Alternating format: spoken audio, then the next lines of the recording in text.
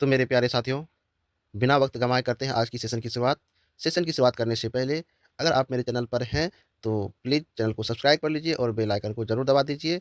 और मैं आपको वो महत्वपूर्ण क्वेश्चन का डिस्कशन कराऊँगा, जो आपको किसी न किसी एग्ज़ाम में पूछेगा और आपका सिलेक्शन दिलाने में बहुत बड़ा सहयोग करेगा। तो चलिए बिना वक्त गंवाए करते हैं आज की सेशन की शुरुआत और देखते हैं आज का पहला क्वेश्चन। आज का पहला क्वेश्चन है, हाल ही में समाचारों में दिखाई देने वाला केनरी द्वीप समूह किस महासागर में स्थित है? हाल ही में समाचारों में दिखाई देने वाला केनरी द्वीप समूह किस महासागर में स्थित है? तो इसका सही जवाब हो जाएगा अटलांटिक महासागर। केनरी द्वीप समूह अटलांटिक महासागर में स्थित है। इसका डिस्कशन देख लीजिए। अटलांटिक महासागर में केनरी द्वीप समूह स्थित है। राहत दल राहत दल राहत दल स्पेन के केनरी द्वीप समूह के पास उनकी नाव पलटने के बाद 48 लापता प्रवासियों की खोज कर रहे हैं। केनरी द्वीप एक द्वीप समूह है जो अटलांटिक महासागर, अटलांटिक ओशियन में स्थित है, जो मुख्य भूमि स्पेन के दक्षिण में लगभग 1300 किलोमीटर, मोरक्को के पश्चिम में 115 किलोमीटर की दूरी पर ये दो स्पेनिश प्रांतों लास पलाम्पस और सांता सांता क्रूज के टेनेरिफ से मिलकर बने हुए हैं। ये द्वीप लाखों साल पहले ज्वालामुखीय विस्फोटों द्वारा बने थे और इनमें समृद्ध ज्वालामुखीय मिट्टी है। जलवायु उप उष्णकटिबंधीय है, जिसमें गर्म तापमान और मौसमी विविधता कम है। द्वीप समूह का अर्थ है ज्वालामुखीय गतिविधि, टेक्टोनिक आंदोलनों या तलछट संचय के द्वारा बने द्वीपों का समूह। द्वीप समूह का अर्थ है ज्वालामुखीय गतिविधि, टेक्टोनिक आंदोलनों या तलछट संचय के द्वारा बने द्वीप समूह। इसी के साथ देखिए next question. Next question 2 number का क्वेश्चन देखिए।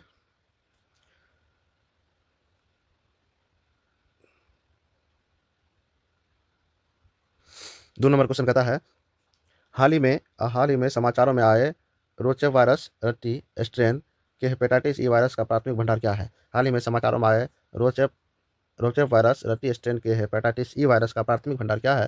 तो इसका सही जवाब होगा चूहा। चूहा हो जाएगा इसका सही जवाब। और इस क्वेश्चन का डिस्कशन देखिए। हाल ही के अध्ययन से पता चला है कि रोचक वायरस रट्टी स्ट्रेन, जिसे सामान्यतः चूहा एचईवी के नाम से जाना जाता है, मुख्य रूप से चूहों में निवास करता है और यह मानवों को संक्रमित करने की क्षमता रखता है। 2018 में पहले मानव मामले के बाद से कम 20 मामले रिपोर्ट किए गए हैं, जो अक्सर कच्चे सुअर के मांस के सेवन से जुड़े हुए हैं। कच्चे सुअर के मांस के सेवन से जुड़े हुए हैं। शोधकर्ताओं ने यह भी खोजा कि चूहा एचआईवी सुअरों को संक्रमित कर सकता है और उनके बीच फैल सकता है, जिससे सुअर उद्योग के लिए मानव संक्रमण के संभावित मार्ग के रूप में चिंताएं बढ़ गई है। हेपेटाइटिस ई एक महत्वपूर्ण वैश्विक स्वास्थ्य समस्या बनी हुई है, विशेष रूप से विकासशील क्षेत्रों में ये मुख्य समस्याएं हैं। नेक्स्ट क्वेश्चन देखिए इस सेशन का। नेक्स्ट क्वेश्चन है 3 नंबर का। देखिए वेरी इंपॉर्टेंट क्वेश्चन है ये। नेक्स्ट क्वेश्चन कहता है, मोरक्को में असेंबल किए जा रहे भारतीय मूल के बख्तरबंद वाहन का नाम क्या है? मोरक्को में असेंबल किए जा रहे भारतीय मूल के बख्तरबंद वाहन का नाम क्या है? इसका सही आंसर हो जाएगा विल्ड एरो एर्मो armoured platform. Wheeled armoured platform इसका सही जवाब हो जाएगा। इसका सही जवाब होगा विल्ड एर्म्यूरेड प्लेटफॉर्म। WHAP 8x8 एक भारतीय मूल का वाहन है, जिसका नाम अंतिम असेंबली कासाब्लांका कासाब्लांका अंतिम असेंबली कासाब्लांका मोरक्को में की जा रही है। यह टाटा एडवांस्ड सिस्टम लिमिटेड और मोरक्को रॉयल आर्म्ड फोर्सेस के बीच फोर्सेस के बीच फोर्सेस के बीच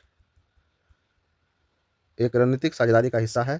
यह हल्का बख्तरबंद वाहन सैनिकों को परिवहन करने और विभिन्न भूमिकाएं निभाने में सक्षम है, जिनमें चिकित्सा, निकासी और निगरानी शामिल है। मोरक्को की यह सुविधा स्थानीय रक्षा निर्माण में एक महत्वपूर्ण कदम है और इसका उद्देश्य मोरक्को की आत्मनिर्भरता को बढ़ाना और स्थानीय रोजगार के अवसर को पैदा करना है। इसका सही जवाब हो जाएगा। नेक्स्ट क्वेश्चन देखिए 4 नंबर का क्वेश्चन कहता है 4 नंबर का क्वेश्चन क्या कहता है देख लीजिए।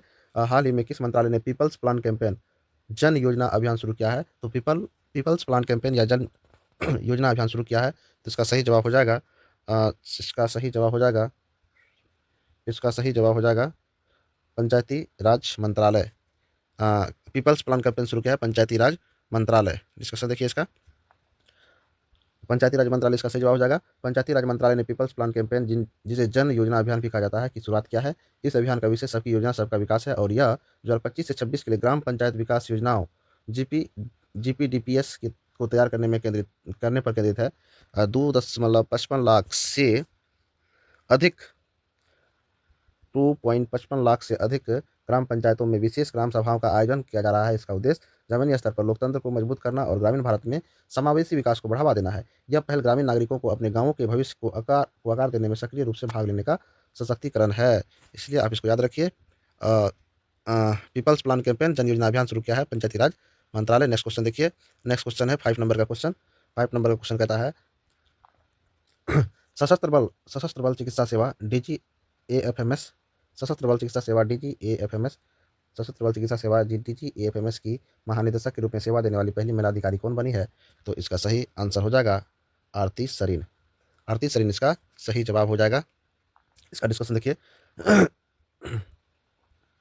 आरती सरीन सर्जन वाइस एडमिरल आरती सरीन सशस्त्र बल चिकित्सा सेवा DGAFMS के महानिदेशक के रूप में सेवा देने वाली पहली महिला बनी है। DGAFMS सशस्त्र बलों के लिए चिकित्सा नीति मामले की देखरेख करता है और रक्षा मंत्रालय को रिपोर्ट करता है। इस भूमिका से पहले उन्होंने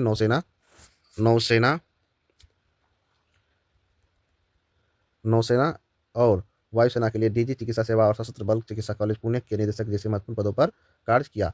अपने 38 साल के करियर में उन्होंने भारतीय सशस्त्र बलों की सभी 3 शाखाओं में सेवा दी। उन्हें कई पुरस्कार प्राप्त हुए, जिनमें 2024 में अंतिम विशिष्ट सेवा मेडल शामिल है।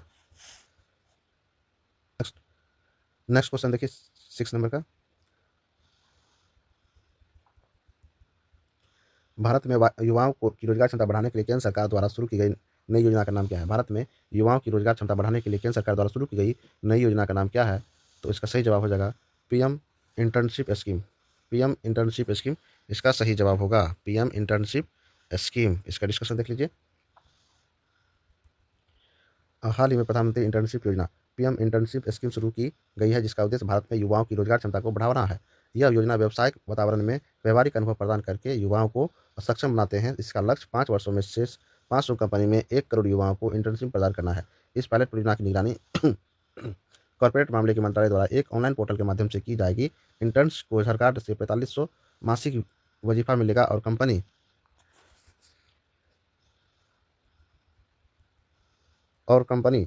से CSR के माध्यम से 500 अतिरिक्त दिया जाएगा। इसके अलावा 6000 की एक मुफ्त अनुदान और PM जीवन ज्योति बीमा योजना और PM सुरक्षा बीमा योजना के तहत बीमा प्रदान किया जाएगा। नेक्स्ट क्वेश्चन देखिए।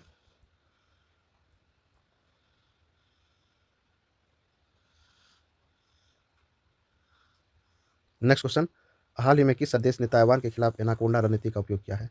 हाल ही में किस देश ने ताइवान के खिलाफ एनाकोंडा रणनीति का उपयोग किया है? तो इसका सही जवाब हो जाएगा एनाकोंडा तकनीक का उपयोग किया है चीन। इस क्वेश्चन का डिस्कशन देखिए।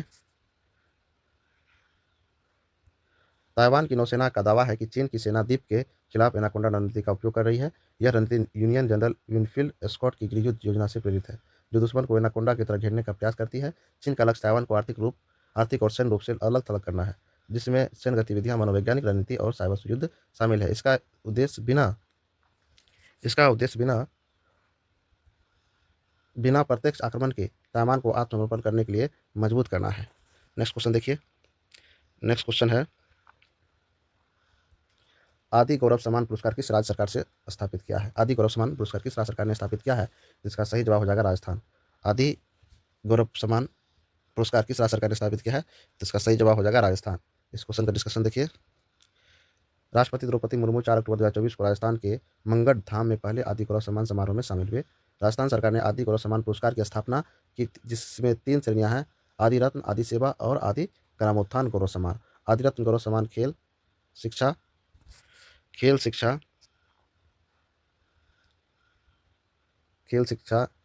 और संस्कृत में उत्कृष्ट प्रदर्शन करने वाले अनुसूचित जनजाति के सदस्यों को दिया जाता है।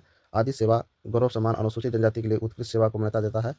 आदि ग्रामोत्थान गौरव सम्मान ग्राम पंचायत समिति, जिला परिषद के सामाजिक आर्थिक सुधारों के लिए प्रदान किया जाता है। नेक्स्ट क्वेश्चन देखिए। नेक्स्ट क्वेश्चन है 9 नंबर का क्वेश्चन देखिए। भारत मालाबार नौसैनिक अभ्यास 2024 की मेजबानी किस शहर में कर रहा है? भारत मालाबार नौसैनिक अभ्यास 2024 की मेजबानी किस शहर में कर रहा है? तो इसका सही जवाब हो जाएगा विशाखापत्तनम। भारत मालाबार नौसैनिक अभ्यास विशाखापत्तनम में आयोजित हो रहा है। इसका डिस्कशन देखिए। इस क्वेश्चन का, भारत 8 से 18 अक्टूबर तक विशाखापत्तनम में क्वाड देशों के संयुक्त नौसैनिक अभ्यास की मेजबानी कर रहा है। इस अभ्यास का नाम मालाबार 2024 है, जिसमें समुद्र और बंदरगाह चरण शामिल है, जो इंडो पैसिफिक क्षेत्र में सहयोग पर केंद्रित है। इसमें विभिन्न भारतीय नौसैनिक प्लेटफॉर्म जैसे गाइडेड मिसाइल, विध्वंसक, पनडुब्बी और लड़ाकू विमान शामिल है। मालाबार अभ्यास 1992 में एक यूएस भारत डील के रूप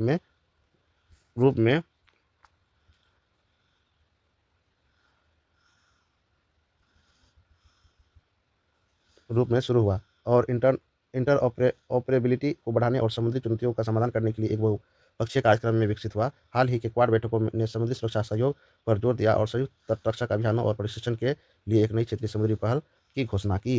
नेक्स्ट क्वेश्चन देखिए, और इस सेशन का लास्ट क्वेश्चन है, पश्तून पश्तून जातीय समूह मुख्य रूप से किन देशों में पाया जाता है? तो पश्तून जातीय समूह जो है मुख्य रूप से अफगानिस्तान और पाकिस्तान में पाया जाता है। पश्तून जातीय समूह मुख्य रूप से किस देश में पाया जाता है? इसका सही जवाब हो जाएगा अफगानिस्तान और पाकिस्तान। इस क्वेश्चन का डिस्कशन देखिए। हाल ही में पाकिस्तान ने पश्तून तहफ़्फ़ुज़ मूवमेंट पीटीएम पर एक प्रतिबंध लगा दिया है।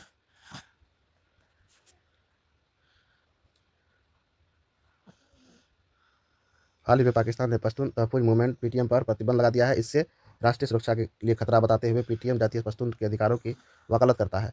पश्तून, जिन्हें पठान या पख्तून भी कहा जाता है, अफगानिस्तान और पाकिस्तान में एक जातीय समूह है। वे मुख्य रूप से अफगानिस्तान के हिंदू कुश और पाकिस्तान के उत्तरी सिंध नदी के बीच रहते हैं। 19वीं सदी के अंत में खींची गई डूरन रेखा ने पाकिस्तान में पश्तूनों को अफगानिस्तान के पश्तूनों से अलग कर दिया। पश्तून अफगानिस्तान की आबादी का 40 से 50% हिस्सा बनाते हैं और मुख्य रूप से पश्तो बोलते हैं। वे व्यापार के लिए फारसी का भी उपयोग करते हैं। तो दोस्तों, ये रहा आज के सेशन का लास्ट सवाल और इन्हीं के साथ आज के सेशन को करते हैं समाप्त। सेशन को समाप्त करने से पहले आपसे एक रिक्वेस्ट है, अगर वीडियो अच्छा लगे तो प्लीज़ लाइक कीजिए और दोस्तों के साथ शेयर करना ना भूलें। जय हिंद।